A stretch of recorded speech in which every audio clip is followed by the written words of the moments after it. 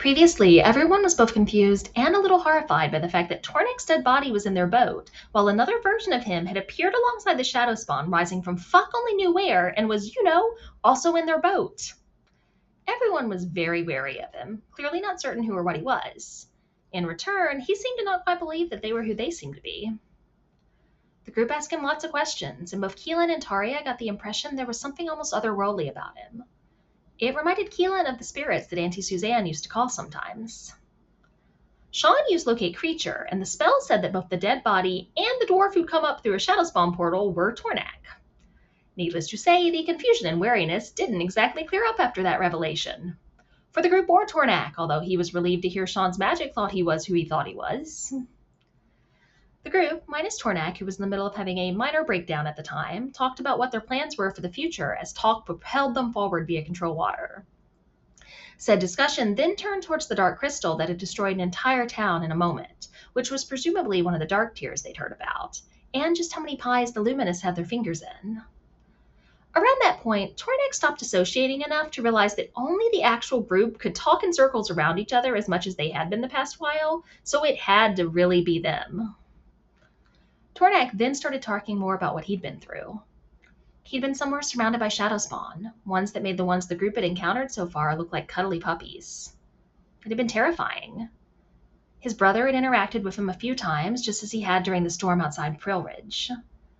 Tornak thought he might be trapped somewhere between the material plane and the Shadow Spawn-filled Horrorland and wherever he was supposed to be. His brother hadn't been able to talk to him much, but he'd helped guide and protect Tornak when he'd been where he'd been.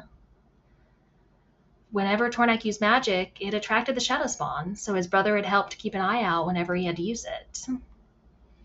Eventually, Tornak made his way through the boat, giving everyone hugs. He warily kept away from his own dead body, understandable. Zaya being Zaya, she interrogated him about everything he'd been through. He answered what questions he could, but he'd been focused on just trying to get away, so he hadn't paid attention to all the little details that she wanted to know. He knew that his brother was connected to the storm in some way, and the storm had been there as well. The conversation then turned towards exactly what the plan was as the hours passed, and the group decided that they would head for the waystone they knew about in the center of the river. They'd reach it by late afternoon, and Talk could cast water breathing on them. Keelan being Keelan, he made plans to improve the speed of the boat by a liberal application of ice. They also decided that Keelan would send a message to the fleet via fish. Don't ask, just don't. Letting them know that the group had been part of the council in Silk Shadow and had information about how the Praetors had destroyed the town. The hope was that the fleet would then wait for the group to catch up so that they could travel with them instead of going by rowboat.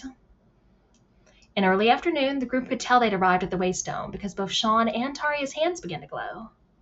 Talk was very curious to see that sight. While Talk ritually cast water breathing, Keelan sent Saba down to explore. There were ruins about 150 feet down, and he assumed that was where the waystone was located, even though he saw no actual signs of it. The group swam downwards into the dark. Visibility was only about 5 feet due to it being muddy river water. Once they reached the ruins, Sean and Taria's hands began to glow even brighter. A door opened in the ruins leading downwards, just like it had at the cache that they'd previously discovered. It was very similar to the previous cache, albeit much more water-filled. They saw familiar glowing words and rooms full of puzzles to solve. Or at least that's what Sean and Taria saw. The others saw unfamiliar symbols, also just like before. Also, the group discovered that Keelan's voice sounded really fucking different under the water versus on land. Good to know. The first room was labeled Hunger, and there was a large red pearl in the center of it. After feeding a few starfish floating around that then grew to enormous size, they decided to give up and skip to the next room for the time being. The word on the wall in the next room was Sanguine. There was another pearl, this one surrounded by what Talk recognized as razor-vine kelp, which was exactly what it sounded like. They tried using shape water to make the water flow around the kelp, but all that did was accidentally fill the room full of tiny little barbs. Oops. Taria tried pricking her finger intentionally, but the moment a drop of blood appeared in the water, it became clear that was the opposite of what should be happening, considering the word fail that appeared. Keelan being well at home in the water, he managed to somehow avoid everything that might break skin, touch the pearl, and make it turn a glowing white in approximately 6 seconds. The word pass appeared. Considering the many floating barbs of doom in the water, the group backtracked to the previous room in the hope of finding a different path. A suggestion was made to use the starfish to make soup, which upset Keelan. He didn't appreciate the suggestion to just kill innocent creatures. There was a large hole in the wall full of goo of some type, and the group took turns taking looks at it, trying to figure out what was expected.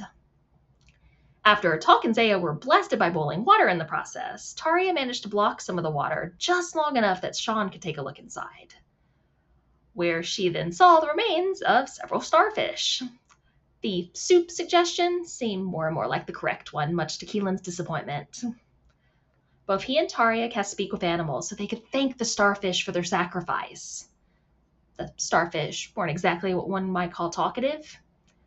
Keelan decided to just try cutting off a single arm at first, since they had grown so large after being fed, and Taria followed his example. As they threw the arms into the hole, it was revealed to be the mouth of a large underwater worm of some type. Keelan spoke to it for a moment, because of course he did, as Zaya touched the pearl, which changed to a glowing white just as the previous one had. And that is where we left off.